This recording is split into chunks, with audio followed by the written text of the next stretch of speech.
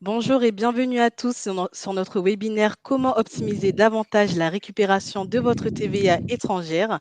Je me présente, je suis Lorenza Deveau, chef de projet marketing au sein d'Aiming et j'ai le plaisir ce jour d'animer ce webinaire. Alors, je suis également accompagnée de nos experts Gauchia Croze, consultante senior en TVA étrangère. Bonjour Gauchia. Bonjour Lorenza, bonjour à tous. Et de Laurent Carboni, consultant senior en TVA étrangère. Bonjour Laurent. Bonjour. Alors, ce webinaire est bien sûr enregistré. À la fin de cette session, vous recevrez le lien de rediffusion ainsi que la présentation PDF. N'hésitez pas à interagir dans le chat, mais aussi à poser l'ensemble de vos questions. Donc, tout cela se situe à votre droite, donc à droite de l'écran. Nous aurons également deux sondages à vous proposer au cours de ce webinaire. Donc, nous vous inviterons à y participer.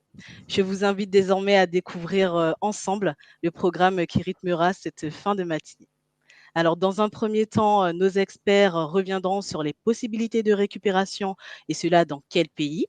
Nous verrons également quelles sont les conditions nécessaires pour récupérer la TVA étrangère et les risques encourus. Et pour terminer, Gaucha et Laurent rentreront un peu plus en détail sur les bonnes pratiques pour maximiser la récupération de votre TVA ainsi que votre trésorerie. Je vais maintenant laisser la parole à Laurent et vous souhaite un très bon webinaire. La parole est à toi, Laurent. Merci beaucoup, Lorenza. Donc, bonjour à tous. On va commencer donc par voir les possibilités de récupération dans quel pays, hein, le périmètre. Donc, on va commencer par l'Union européenne. C'est ce qui est le plus connu, hein. Donc, chaque société établie dans un État membre de l'Union européenne peut récupérer la TVA qu'elle a encourue dans un autre État membre. Donc, pour les 27 États, c'est comme ça. C'est une procédure qui est dématérialisée, qui se fait à partir d'un portail qui est mis en place par l'État membre d'établissement, c'est-à-dire l'État membre dans lequel la société est établie. Et comme on voit, donc la date limite pour déposer les dossiers est le 30 septembre de l'année suivant la date de la facture ou le fait générateur quand c'est un peu différent. Alors c'est important hein, parce que on verra que les délais, c'est souvent ce qui peut causer de la perte de TVA et si un dossier est déposé trop tard, il est systématiquement rejeté. Il n'y a vraiment pas d'exception pour ça. Il y a juste une chose par rapport aux pays dans l'Union européenne, c'est il y a un pays, les Pays-Bas, qui autorise de remonter 5 ans en arrière. Sinon, pour tous les autres, c'est le 30 septembre de l'année suivant la facture. Pour les montants, bon, les montants minimums sont assez bas, hein, 400 € pour un dossier trimestriel, 50 € pour un dossier annuel. Donc, bon, voilà, on peut vraiment passer beaucoup de choses. Au niveau du portail, il faut dans le portail, mis à part télécharger toutes les factures et les données, utiliser des codes et les sous-codes en fonction des desiderata du pays membre de remboursement.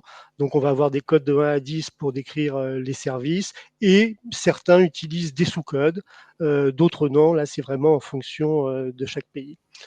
Donc voilà pour l'Union européenne. Je voulais juste vous dire aussi que attention, là, on parle pour le portail, hein, donc le portail impôt.gouv en France, ça concerne uniquement le dépôt des dossiers.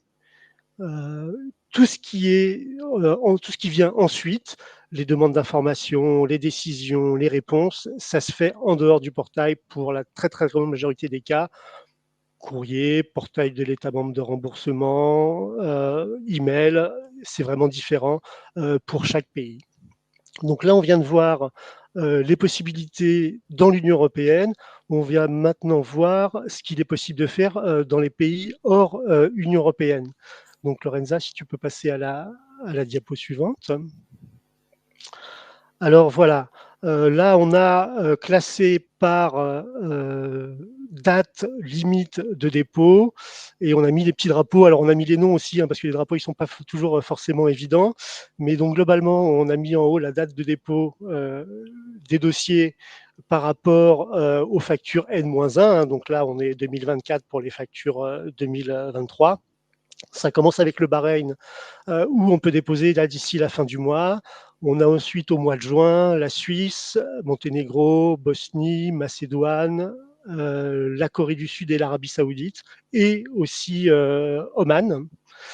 Ensuite, au mois d'août, on a les Émirats. Au mois de septembre, la Norvège. Au mois de décembre, on a l'Islande, Taïwan, Oman à nouveau pour le premier semestre et la Grande-Bretagne. Alors, il y a une chose particulière à savoir pour la Grande-Bretagne, c'est que c'est en exercice décalé. À savoir que donc là, au 31/12/2024, il faudra déposer les factures qui correspondent à la période du deuxième semestre 2023, l'année dernière, et premier semestre 2024. Alors ça, c'est vraiment à prendre en compte parce que ben voilà, nous, on s'aperçoit, on reçoit souvent des factures en retard pour la Grande-Bretagne parce que c'est un peu spécifique. Donc voilà pour ces pays-là. Je voulais juste rajouter une chose par rapport aux trois drapeaux qu'on a tout à fait à droite. L'Australie, la Nouvelle-Zélande qui se ressemblent beaucoup et le Japon. On a possibilité de récupérer de la TVA également dans ces pays, mais c'est une procédure un peu spécifique. C'est pour ça qu'on a marqué IMAT pour ces pays-là. Donc en fait, pour ces pays-là, on a la possibilité de immatriculer le requérant dans le pays, c'est-à-dire d'obtenir un numéro de TVA dans le pays, de déposer un dossier de demande de crédit de TVA, obtenir le remboursement et ensuite, si il n'y a pas d'autres opérations, arrêter l'immatriculation. Donc c'est un peu particulier parce que voilà, il y a cette procédure d'immatriculation qu'il faut faire. Du coup, ça demande souvent des agents pour le faire, donc ça peut être une procédure qui est un peu plus coûteuse aussi, mais on a possibilité de le faire, donc c'est vraiment à prendre en compte pour maximiser la récupération de TVA. Pour tous ces pays, il n'y a pas de process standardisé. Évidemment, chaque pays va avoir ses propres règles de dépôt, le plus souvent papier, parfois électronique. Mais en tout cas, il faut connaître les règles de chaque pays pour pouvoir gérer les dossiers. Et donc voilà pour l'ensemble des pays. Merci Laurent. Maintenant, on va parler des conditions nécessaires pour récupérer la TVA étrangère et les risques encourus. Premièrement, ce que tu as déjà dit, votre entreprise ne doit être ni établie ni immatriculée dans les pays où vous demandez les remboursements de la TVA. Votre entreprise doit être bien évidemment immatriculée à la TVA dans le pays d'établissement. Attention toutefois aux sociétés qui sont non soumises ou partiellement soumises à la TVA comme des banques. Dans ces derniers cas, vous allez pouvoir récupérer la TVA en fonction de la prorata applicable. Ensuite, votre entreprise sera éligible à la récupération de la TVA étrangère si les frais engagés ont été liés à son activité commerciale. La condition suivante est l'application de la déduction de la TVA par rapport à la nature et dépenses. Les règles de la déductibilité sont différentes dans chaque pays. Par exemple, en Italie, la TVA sur les frais de restauration est déductible, mais en Belgique ou aux Pays-Bas, non. Pour certains biens et services, la TVA peut être partiellement déductible, par exemple sur la location des voitures en Suède, où on peut récupérer seulement la moitié du montant de la TVA payée. Et le dernier point qui constitue une condition de fond pour récupération de la TVA, c'est l'éligibilité de son application dans les pays étrangers. Autrement dit, les biens et les services achetés doivent être taxables localement dans le pays étranger. Par exemple, si votre fournisseur vous facture la vente d'une machine qui reste dans son pays, souvent dans son usine, il est obligé d'appliquer la TVA locale. En ce qui concerne les services, la TVA du vendeur est applicable dans quelques cas spécifiques qui sont indiqués dans la directive TVA. Il s'agit de la location des moyens de transport de courte durée, les services se rattachant à un immeuble, les transports des passagers en fonction du trajet, les droits d'accès aux manifestations, par exemple, aux conférences ou des formations ouvertes au public, les ventes à consommer sur place comme des prestations de restauration ou de catering, et pour finir, les prestations uniques d'agence de voyage. S'il te plaît, Laurence, si tu peux passer la slide suivante. Voilà, quelles sont les conditions de forme pour récupérer la TVA étrangère? Il faut savoir que selon la règle générale de la 8e directive, la société requérante doit transmettre en PDF à l'administration étrangère toutes les factures avec le montant TTC égal ou supérieur à 1 000 euros. Toutefois, toutes les factures dans la demande doivent être conformes, y compris les factures avec le montant TTC inférieur à 1 000 euros. En effet, celles-ci sont souvent demandées par les fiscs étrangers dans le cadre d'un contrôle. Comme vous voyez sur la diapo, une facture conforme possède son numéro, bien évidemment, la date d'émission, l'identification du fournisseur avec son nom, son adresse et le numéro de la TVA, l'identification du client, pareil, avec son nom, l'adresse et le numéro de la TVA. Il faut savoir que cette dernière mention n'est pas obligatoire dans tous les pays. Si elle est manquante, il faut donc s'assurer que les pays en question acceptent cette omission. Ensuite, sur la facture, nous devons retrouver les détails de la vente ou de la prestation comme la quantité et la dénomination précise. On doit également y retrouver les prix hors taxe, le taux de la TVA, le montant de la TVA et les prix TTC. Attention au montant de la TVA qui doit être exprimé en devise locale. Dans certains pays, c'est obligatoire. Comme vous voyez sur la facture polonaise présentée ici, la TVA est exprimée en PLN et c'est une obligation. Est-ce que les scans des factures sont-ils acceptés? En ce qui concerne la procédure de la 8e directive, oui. En revanche, la 13e directive oblige la transmission dans le dossier des factures originales, la plupart du temps par courrier et en papier. Et le dernier point, attention aux inscriptions copies sur les factures. Celles-ci peuvent être considérées comme non conformes et rejetées par les fiscs. Bien évidemment, toutes les factures type proforma sont également considérées comme non conformes et doivent être écartées de la demande avant le dépôt.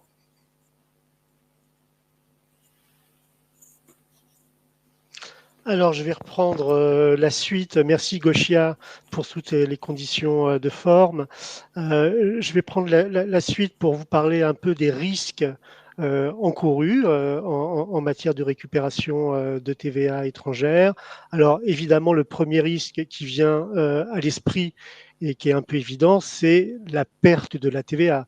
Si le dossier n'est pas bien ficelé ou si les factures ne sont pas identifiées pour récupération de TVA, en fait, on ne peut pas récupérer la TVA et du coup, c'est une perte sèche, donc c'est une perte en trésorerie et c'est une perte en marge aussi pour le projet en question.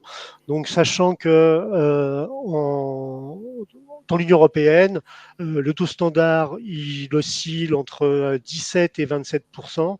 Donc voilà, c'est la possibilité de perte, elle est là, donc ça peut être entre 17 et 27% du coût sur le projet. L'autre risque, ça va être la possible détection d'obligations d'immatriculation. Alors, qu'est-ce qu'on entend par là?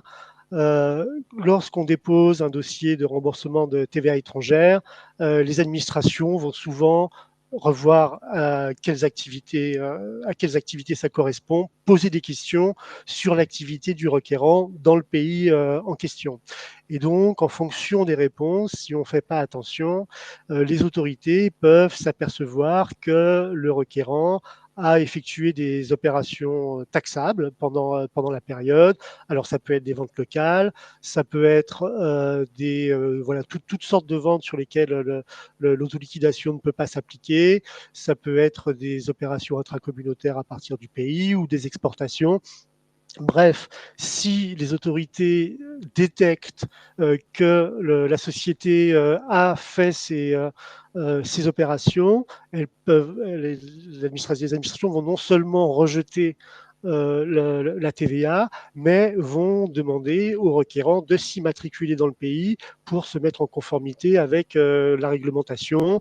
Donc, si c'est fait de manière rétroactive, ben voilà, ça peut entraîner des pénalités pour des déclarations qui n'auraient pas été déposées à temps, des intérêts de retard, etc. Donc, faire attention, et nous on fait très très attention à ça, aux informations sur les dossiers qu'on donne à l'administration, et surtout l'idée c'est de revoir les activités avant le dépôt des dossiers pour bien s'assurer qu'on peut récupérer en tant que non-résident. Alors, pour ce qui est, lorsqu'on a, non, tu peux revenir en arrière, j'ai encore quelques points, s'il te plaît, Lorenza, merci beaucoup.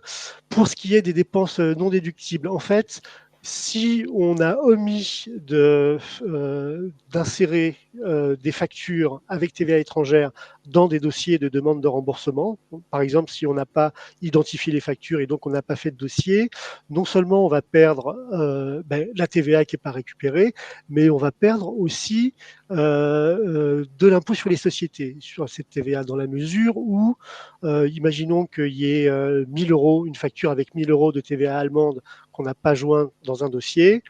Non seulement on perd les 1000 euros parce qu'ils ne sont pas remboursés, mais cette charge de 1000 euros ne va pas être déductible pour le calcul de l'impôt sur les sociétés en France. C'est-à-dire qu'en plus, on va payer 250 euros d'impôt sur ces 1000 euros. Donc, pareil, c'est pas juste la TVA, c'est en plus de l'impôt sur les sociétés à payer en plus.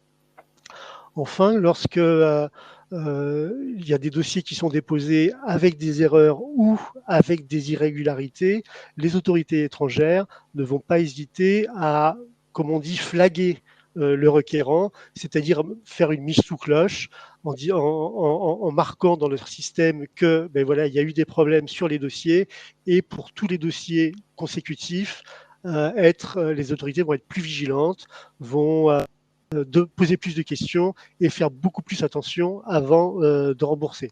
Donc ça, c'est aussi un risque à éviter pour pouvoir bien obtenir ces remboursements de TVA dans le temps. En ce qui concerne le dernier point, les pénalités, je vais laisser Gosia vous en parler, notamment pour ce qui est de la Grande-Bretagne. Oui, effectivement, merci Laurent. Il existe également les risques des pénalités qui peuvent être appliquées par les administrations étrangères et notamment en Grande-Bretagne. Cette pratique est surtout connue dans ces pays lorsque vous déposez des demandes de remboursement avec des erreurs. Ça peut concerner par exemple le dépôt de factures non conformes ou le dépôt de factures avec la TVA indue. Les montants de pénalité peuvent aller de 15% du montant de la TVA demandée jusqu'à même 100% si les inexactitudes sont considérées comme délibérées et dissimulées. Il faut savoir que les risques de pénalité existent également dans d'autres pays. Nous avons eu par exemple un cas intéressant en Suède. Un de nos clients a fait appel à Aiming suite au rejet de sa demande accompagnée d'un avis de pénalité pour 25 000 euros. Il s'est avéré qu'une facture d'acompte avec la date d'émission antérieure à la période éligible a été déposée. Le montant de la TVA de cette facture d'acompte a été reporté sur la facture finale. Cette dernière a été émise avec la date cette fois-ci éligible par rapport à la période de la demande. En plus, le PDF de la facture d'acompte n'a pas été transmis dans le dossier. Le fisc suédois a considéré que le requérant a fourni une fausse information et en conséquence a appliqué 20% de pénalité sur le montant de la facture d'acompte en question. Comment ça s'est terminé cette affaire? L'équipe TVA d'Aiming a fait appel de cette décision et même si nous n'avons pas réussi à annuler la totalité des pénalités, nous les avons fait baisser de manière conséquente, jusqu'à 5%. Lorenza, voilà. Alors, les bonnes pratiques pour maximiser la récupération de la TVA ainsi que la trésorerie. Donc, on va essayer de donner quelques conseils, mais effectivement, avant ça, on a un petit sondage, Lorenza? Oui, effectivement. Donc, comme annoncé au tout début de l'introduction, on vous propose 2 sondages. Donc, voici le premier. Donc, vous pourrez répondre juste dans l'onglet sondage qui se situe à droite de votre écran. Le premier sondage est le suivant. Quel pourcentage des factures avec TVA étrangère pensez-vous identifier lors de leur enregistrement? Donc là, je vais ouvrir les votes. Les votes sont ouverts. Nous vous laissons quelques instants pour pouvoir y répondre et ensuite on verra les réponses.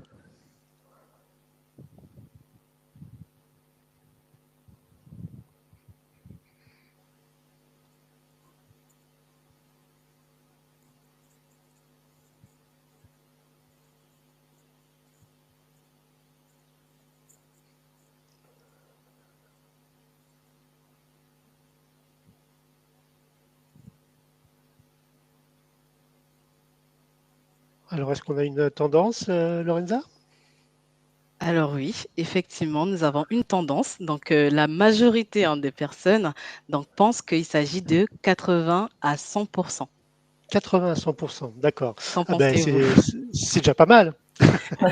80 à 100%, c'est déjà pas mal, mais c'est pas 100%.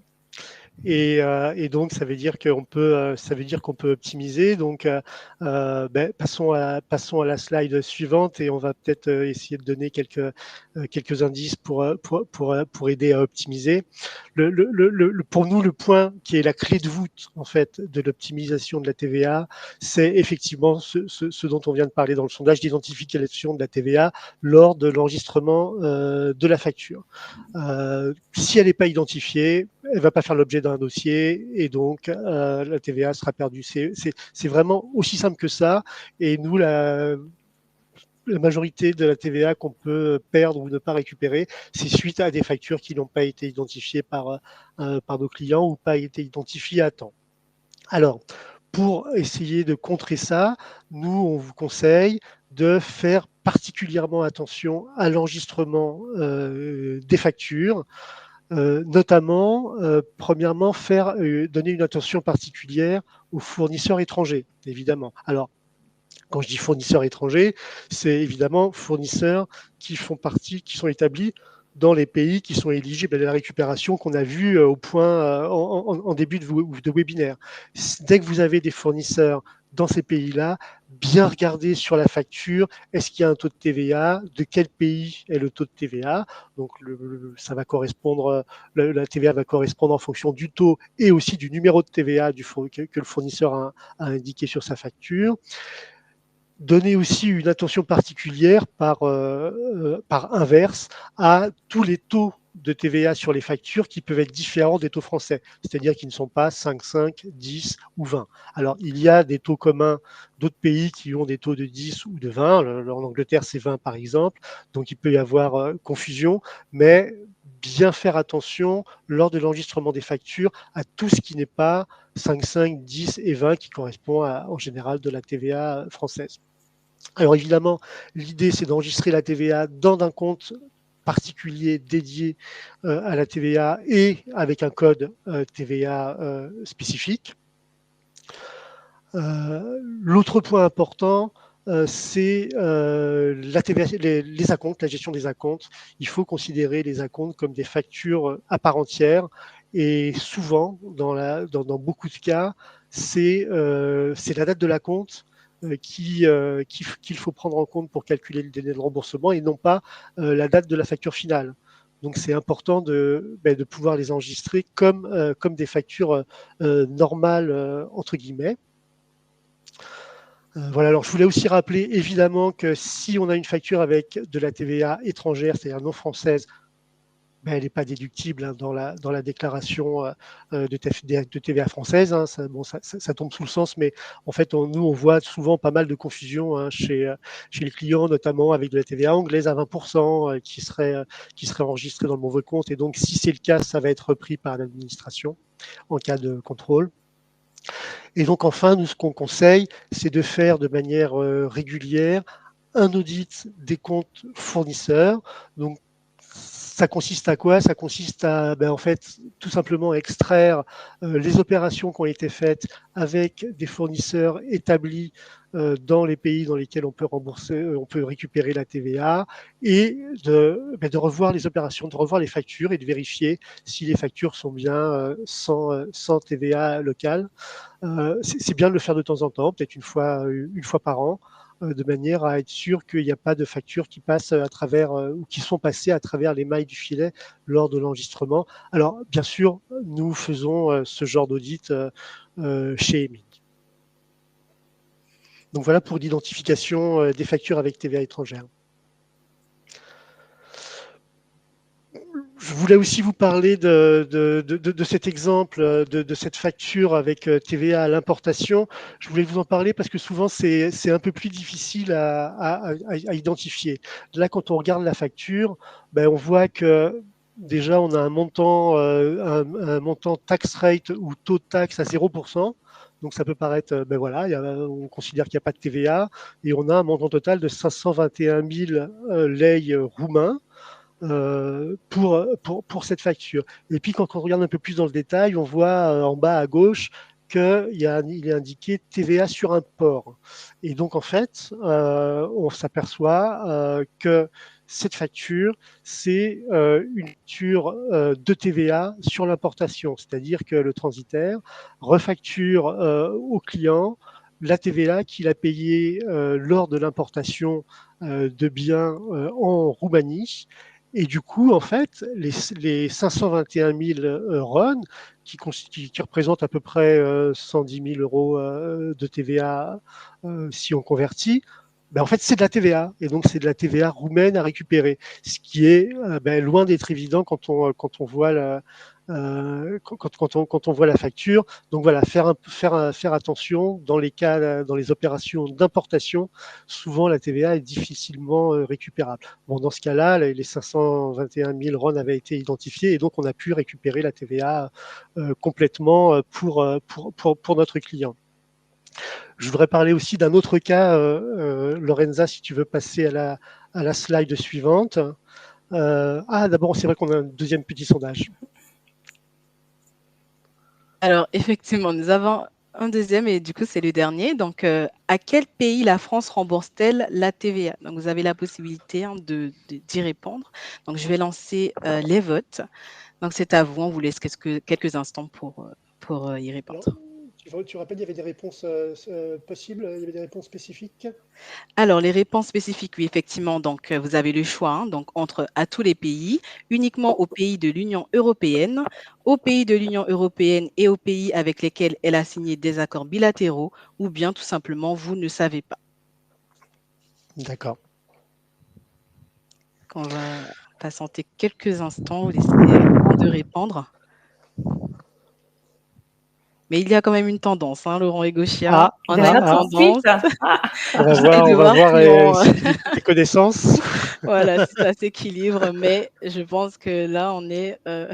Allez, vas-y, tu peux peut-être nous donner la tendance donc, alors? finalement, la réponse qui revient le plus souvent, c'est la troisième, donc aux pays de l'Union européenne et aux pays avec lesquels elle a des accords bilatéraux.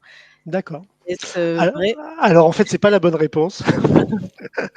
La bonne réponse, c'est que en fait, la France est un pays très sympa en matière de TVA et donc rembourse la TVA française encourue par les sociétés établies dans n'importe quel pays.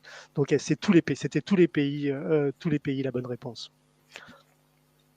Alors, on va passer à la slide suivante et du coup, j'en profite pour vous donner justement un petit exemple de TVA encouru par une société hors Union européenne. C'est quelque chose que vous pouvez vérifier si vous avez des sociétés sœurs, des filiales ou même une maison mère établie dans un pays hors Union européenne. Souvent, hors de l'Union, la TVA, c'est pas quelque chose de très courant et c'est pas très connu et on connaît pas bien les mécanismes de récupération. Donc c'est pour ça que c'est assez intéressant de revoir ça.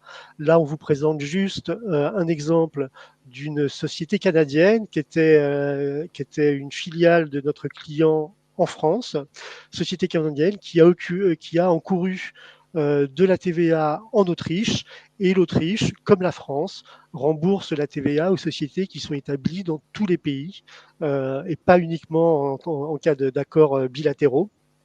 Et donc, on a pu récupérer environ 400 000 euros de TVA en Autriche, ce qui n'était pas rien.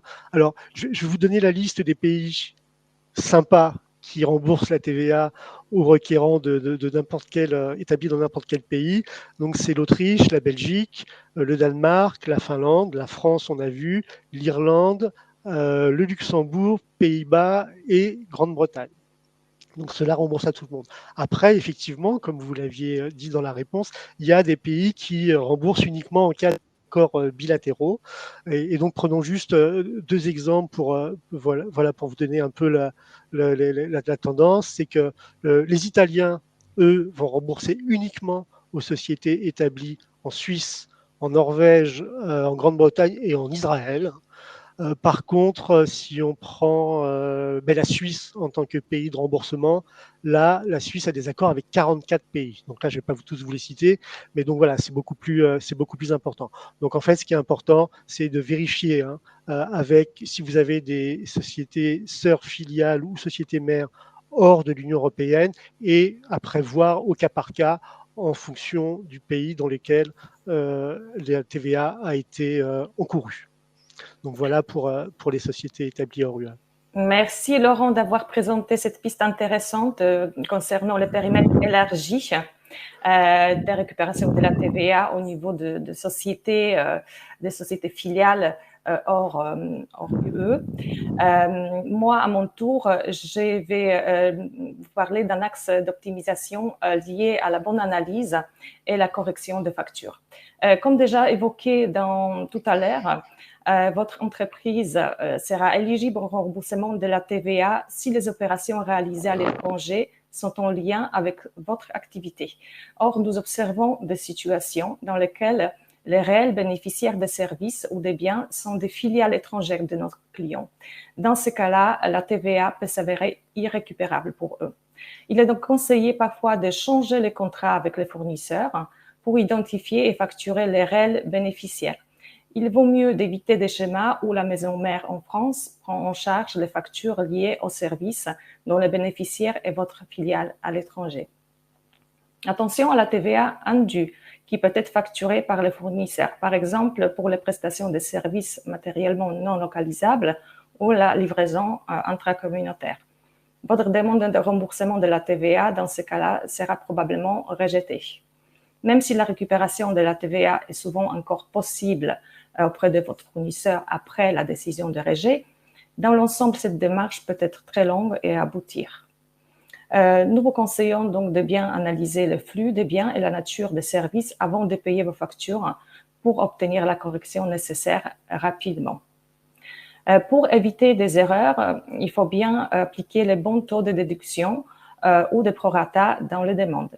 Le montant de la TVA supportée n'est pas toujours la TVA à réclamer. Il existe des particularités dans chaque pays. Par exemple, au Portugal, où la TVA n'est pas par défaut déductible sur les frais d'hébergement, vous pouvez cependant récupérer 25% du montant supporté si ces frais sont engagés dans le cadre de la participation au congrès ou aux conférences. Afin d'éviter toute perte de TVA, il est important de vérifier et sécuriser les dates d'émission des factures. Il faut faire attention au retard éventuel de comptabilisation et vérifier les comptes régulièrement. On peut trouver très souvent des factures comptabilisées au début de l'année avec les dates d'émission N-1. Il existe parfois également des pièges liés à la date des tax points, qui peut être différente de la date d'émission de la facture. Il faut surtout être vigilant dans la situation où la date des tax points est indiquée sur la facture et concerne l'année antérieure à la date d'émission.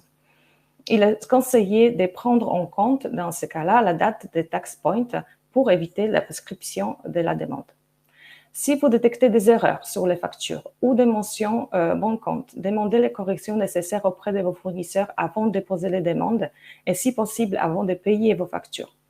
Nous observons au quotidien toujours beaucoup d'erreurs. Il est difficile de les faire corriger et parfois impossible si l'analyse des factures se fait à la dernière minute avant la deadline de dépôt. Il est souvent intéressant d'inclure dans les demandes de remboursement des notes de frais qui peuvent cacher un montant de la TVA important. Il faut s'assurer que le justificatif soit conforme, pareil que pour les factures fournisseurs. On peut profiter parfois d'allègements des règles concernant les mentions obligatoires pour les factures simplifiées. Attention, il faut bien vérifier les seuils des montants pour les factures simplifiées qui varient dans chaque pays. Pour terminer ces points, sur les bonnes pratiques, nous souhaitons vous mentionner un axe d'optimisation qui peut être intéressant si vous avez des dépenses liées à la participation au congrès à l'étranger. Si c'est votre cas, et si vous faites appel aux agences de voyage, vous pouvez mettre en place un contrat de mandat transparent avec ces agences. Grâce à ces contrats, il est souvent possible de récupérer la TVA étrangère sur les frais d'inscription, d'hébergement, de l'allocation des salles et de restauration. Lorenza, si tu peux passer. Voilà. Alors voilà, on va maintenant vous donner quelques conseils en fait pour minimiser le délai de remboursement. Alors il ne reste plus 10 minutes, donc on va essayer de faire vite pour pouvoir prendre quelques questions. Donc la chose à éviter, c'est en tout cas pour les demandes dans l'UE, c'est de déposer en septembre. Nous, on ne dépose pas en septembre. C'est la pire période, septembre, pour déposer parce que c'est la période où les autorités reçoivent des milliers ou des dizaines de milliers de dossiers. Donc, ce qui est déposé en septembre, ça va être traité peut-être un jour, mais bon, alors normalement c'est un délai de 4 mois, mais on va dire que ça pourra pas être traité tout de suite. Le deuxième point, c'est de déposer des dossiers complets. Nous, on essaye de déposer des dossiers avec des explications et des documents en anticipant les questions des autorités, surtout quand c'est des dossiers avec des demandes, avec des montants importants.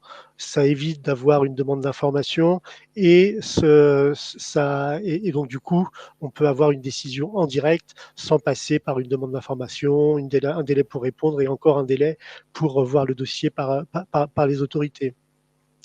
Donc globalement, comment ça se passe? Là, je vous ai mis un petit exemple d'une facture. Imaginons qu'on a une facture datée d'aujourd'hui, du 14 mars 2024. Techniquement, on peut la déposer en septembre 2025, juste comme ça, dans le portail impôt.gouv si c'est en Europe. Si on fait ça, on va avoir un remboursement aux alentours de mars-avril 2026, parce qu'il y aura peut-être une demande de remboursement. Donc, c'est à peu près 2 ans après la facture. Si on dépose un dossier, on peut déposer un dossier beaucoup plus tôt, au mois de mai, là, dès cette année, dans un dossier trimestriel. Et donc, dans ce cas-là, si on dépose avec les informations complémentaires nécessaires, le dossier va être revu tout de suite par les autorités et on va avoir une décision peut-être tout septembre ou même parfois avant, juin, juillet, donc ce qui est 6 mois ou moins après la facture.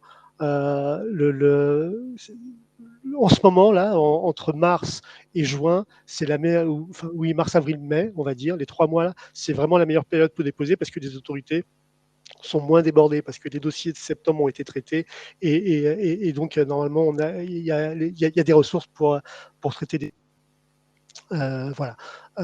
Donc voilà pour le délai de remboursement, voilà comment le minimiser. Le dernier point qui est super important, c'est que si on dépose tout de suite, sans attendre la date limite, on aura une possibilité de deuxième chance.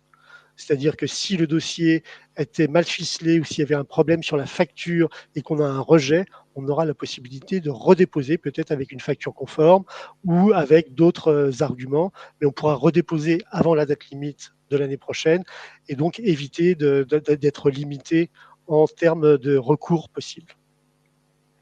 Voilà pour le délai de remboursement. Et on va finir avec toi, Gaucha, il me semble. Oui, c'est ça. Je vais vous parler en fait de mode de traitement, de demande des renseignements et traitement des rejets. Donc rapidement, en ce qui concerne les premiers points, il faut savoir que les administrations étrangères ont l'habitude de contacter très souvent les entreprises requérantes pour poser des questions sur les dossiers. La plupart du temps, ils le font par mail, mais certains, ils le font uniquement par courrier. Et dans les derniers cas, il est important d'assurer la transmission fluide de ce type de courrier qui par défaut sont envoyés à l'adresse du siège et sans le nom de destinataire. Et en plus, presque toujours les demandes de renseignements sont rédigées uniquement en langue locale, ce qui ne facilite pas leur traitement. donc la bonne gestion des courriers, mais aussi des mails entrants de la réception étant plus important qu'il y a toujours des délais imposés par les administrations étrangères. La plupart du temps, on aura 30 jours pour répondre, mais parfois les délais plus courts, par exemple 10 jours au Portugal, ça arrive, et 7 jours en Pologne, donc c'est vraiment très court. Parfois, on peut obtenir des délais supplémentaires, mais cela dépend des pays et parfois vraiment carrément de bonne volonté de l'agent qui traite les dossiers. En tout cas, si le délai supplémentaire n'est pas accordé, si la réponse n'est pas envoyée trop tard, la demande risque d'être rejetée. Il faut également faire attention à la forme de la réponse. Souvent, elle doit être rédigée en langue locale. Peu d'administrations acceptent les réponses en anglais.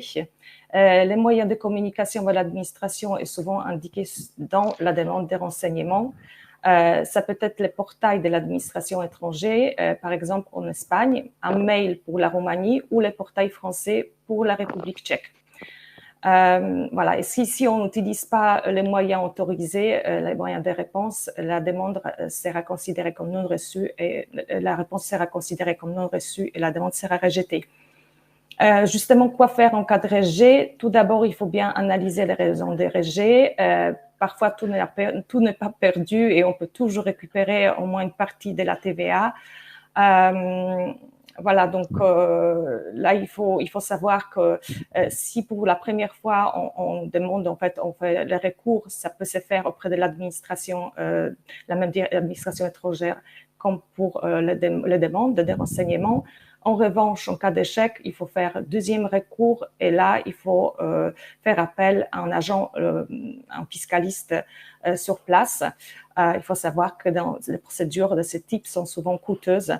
Ils peuvent prendre beaucoup de temps.